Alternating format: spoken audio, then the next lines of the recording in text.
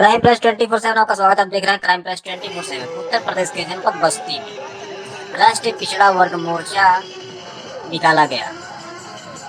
आपको बता दें, राष्ट्रीय पिछड़ा वर्ग मोर्चा के राष्ट्रीय अध्यक्ष चौधरी विकास पटेल के नेतृत्व में यह मोर्चा निकाला गया। इस यात्रा के दौरान बस्ती जिले के हर्रिया तहसील के अंतर्गत केनेना चौराहा पर पटेल का भव्य स्वागत किया गया।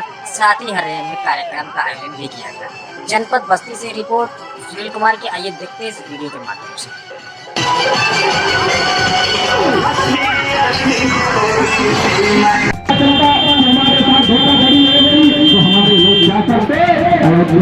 में हमारी लड़ाई को कमजोर किया, क्योंकि संविधान सभा में अगर पिछड़े वर्ग के लोगों की पर्याप्त संख्या होती तो जब डॉक्टर अंबेडकर ने संविधान सभा में पिछड़े वर्ग का मुद्दा उठाया तो पिछड़े वर्ग के लोग खड़े हो जाते कि डॉक्टर अंबेडकर बात सही कह रहे हैं। जैसे शेड्यूल कास्ट को संख्या के अनुपात में रिजर्वेशन है,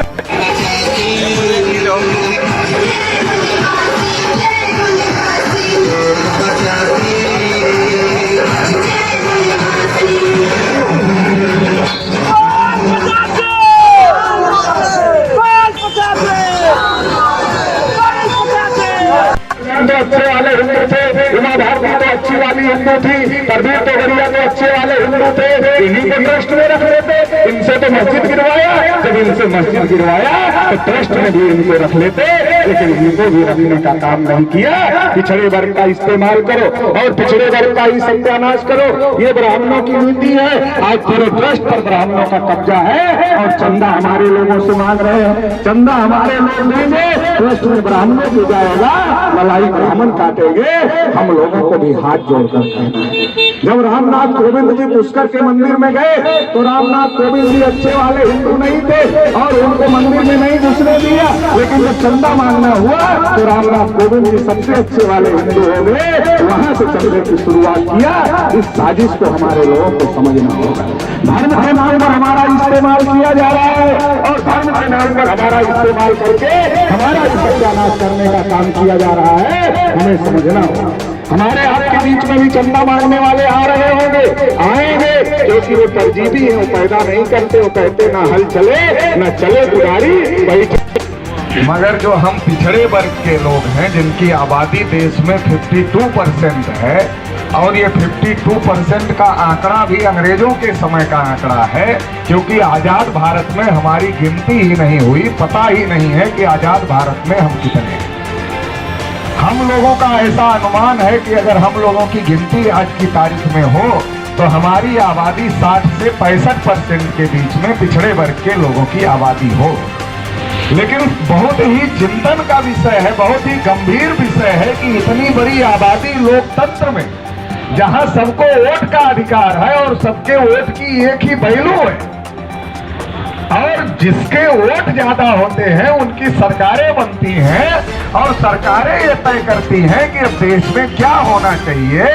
उसमें हम इतनी बड़ी आबादी, आधी से अधिक आबादी, आजादी के 73-74 साल में हम अपनी जनगणना कराने में सक्षम नहीं हुए। आखिर कारण क्या है? इस कारण को हम लोगों को समझना पड़ेगा, जानना पड़ेगा और दूर करना पड़ेगा।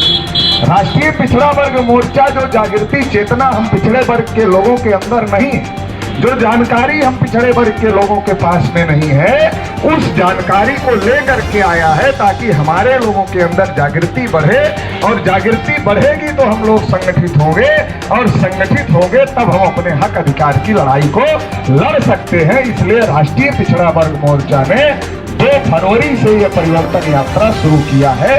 ये उत्तर प्रदेश के सभी जिलों में लगातार जा रही है और उत्तर प्रदेश के सभी जिलों के बाद ये पूरे देश भर में ये परिवर्तन यात्रा ले जाई जाएगी। इसकी तैयारी चल रही है।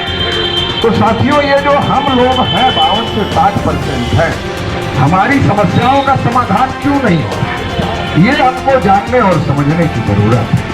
क्योंकि जब देश में अंग्रेज थे तब हमारे बुजुर्गों को ये बात समझाई गई, हमारे बुजुर्गों को ये बात बताई गई कि अंग्रेजों की वजह से तुम्हारी समस्याएं, अगर अंग्रेजों को इस देश से खदेड़ दो तो तुम्हारी समस्याओं का समाधान हो जाएगा।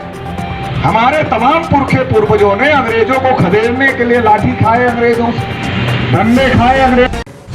देश और दुनिया की ऐसी ही खबरों को पाने के लिए जुड़े रहिए हमारे साथ। और हाँ, अगर आप वीडियो को फेसबुक पर देख रहे हैं तो हमारे फेसबुक पेज को लाइक करें, और अगर आप यूट्यूब पर देख रहे हैं तो यूट्यूब चैनल को सब्सक्राइब करना मत भूलिए।